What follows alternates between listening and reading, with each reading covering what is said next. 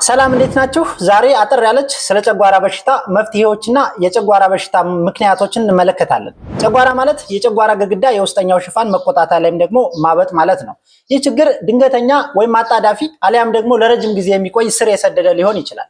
የጨጓራ ህመም ምልክቶች ምን ናቸው የሚለውን ስንመለከት የሆድ ህመም ወይም ማቃጠል ብዙውን ጊዜ የላይኛውን የሆድ ክፍል ያጠቃል። ማቅለሽለሽ፣ ማስመለስ፣ የምግብ ፍላጎት ማጣት እንደዚሁም የሆድ መንፋት እነዚህ ምልክቶች ሊታዩ ይችላሉ። በሌላ መልኩ ደግሞ ሰገራ ውስጥ ደም ይኖራል። ይህ ከባድ የሆነ የጨጓራ ህመም በሚከሰት ሰዓት የሚኖር ነው።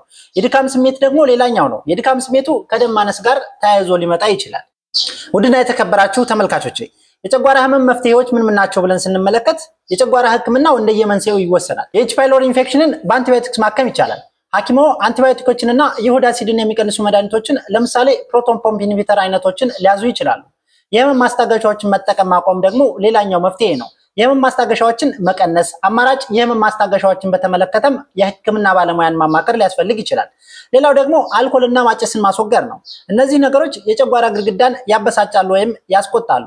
በዚህን ጊዜም የጨጓራ አሲድ ይጨምርና የጨጓራ ህመም ሊከሰት ይችላል። ትንንሽ ምግቦችን በተደጋጋሚ መመገብ ደግሞ ሌላኛው መፍትሄ ነው። ይህ በጨጓራ ላይ ያለውን ጫና በመቀነስ የጨጓራ ህመም እንዳይኖር ያደርጋል። ትንንሽ ምግብን በብዙ ጊዜ መመገብ ማለት ነው።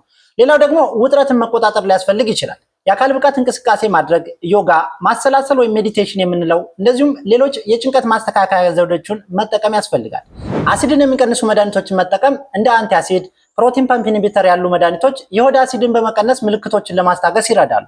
እነዚህን መድኃኒቶች ከመጠቀም በፊት ሐኪምን ማማከር ሊያስፈልግ ይችላል። ፋርማሲዎችን መጠየቁ አይከፋም።